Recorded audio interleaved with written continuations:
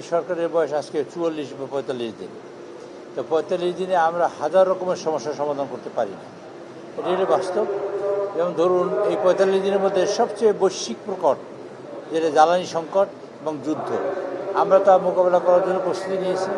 এর মধ্যে family card আছে, কৃষি কার্ড আছে, মানুষদের ধরেন ইমাম মুয়াজ্জিন সাহেবদের টাকা পয়সা দেওয়ার প্রশ্ন আছে, সম্মানিত করার প্রশ্ন আছে, আমরা এইগুলা সবই আছে।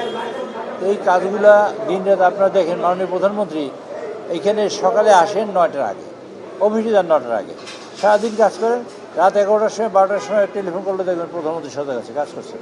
তা কাজ প্রচুর, আর এক জঞ্জাল, সীমাহীন জঞ্জাল আমরা মানে বহন করছি, উত্তরাধিকার সূত্রে পেয়েছি, সেগুলো পরিষ্কার এবং সেই সাথে দেশের জন্য কাজ করা। এই কাজগুলো আমরা করছি যে সর্বোত্তম সময়ের মধ্যে যতখানি করা সম্ভব তা আমরা সবই করব।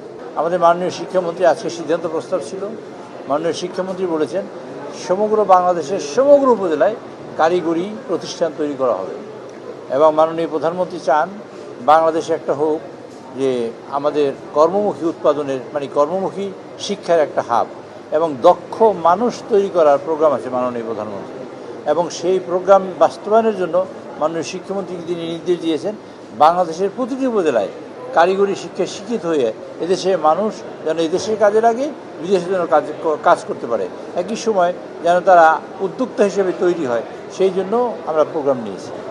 তৃতীয়ত আর একটা বিষয় আপনাদের বলবো, আপনারা জানেন গতকালকে টাইম ম্যাগাজিন এসেছে, আমাদের মাননীয় প্রধানমন্ত্রীর নাম বিশ্বের ইনফ্লুয়েন্সিয়াল লোকদের 100 জনের তালিকার মধ্যে তিনি একজন হয়েছেন। তার যেসব নেতৃত্বের গুণাবলী এবং কার্যক্রম, এবং পার্লামেন্টে আমি বলেছি কার্যক্রম এবং দেশের মানুষের জন্য কল্যাণ, সব মিলিয়ে বিশ্ব নেতৃবৃন্দ অথবা বিশ্ব সেই টাইম ম্যাগাজিন মনে করেছে যে আমাদের প্রধানমন্ত্রী তারেক রহমান সাহেবকে 100তম ইনফ্লুয়েন্সিয়াল পিপলের মধ্যে অন্তর্ভুক্ত করা। আমরা অন্তর্ভুক্ত করেছে বলে আমরা তাকে মাননীয় প্রধানমন্ত্রীকে ধন্যবাদ জানাই। আর আপনাদের জানাতে চাই যে ওনার এই বিশ্ব 100 ইনফ্লুয়েন্সিয়াল লোকের তালিকাভুক্ত হওয়ার কারণে আমার দেশের মুখ উজ্জ্বল হয়েছে, মানুষের মুখ উজ্জ্বল হয়েছে, এই দেশের মানুষ আশান্বিত হয়েছে এবং তিনি চান দেশে যেমন প্রতিহিংসা রাজনীতি বন্ধ করতে, তিনি চান বিভাজনের রাজনীতি বন্ধ করতে, তিনি চান ভালোবেসে মানুষকে জয় করতে, তিনি চান এই দেশে মানুষ স্বপ্ন দেখতে শিখুক, আশা তৈরি করতে শিখুক। মানুষের যেমন স্বপ্ন হারিয়েছিল, তিনি চান এখন স্বপ্ন আবার জাগরিত হোক, এই দেশের মানুষ বুক উঁচু করে মাথা উঁচু করে দাঁড়াক, সেটা তিনি প্রত্যাশা করেন। সেই প্রত্যাশার প্রতিফলন আজকে আমরা দেখি 100 ইনফ্লুয়েন্সিয়াল লোকের তালিকার মধ্যে মাননীয় প্রধানমন্ত্রীর নাম। আমরা তাকে ধন্যবাদ জানাই এবং দেশবাসী যারা আজকে ভোট দিয়ে মাননীয় প্রধানমন্ত্রী এবং আমাদের বিএনপিকে সরকারে বসিয়েছেন তাদের সকলকে আপনাদের মাধ্যমে ধন্যবাদ জানাচ্ছি।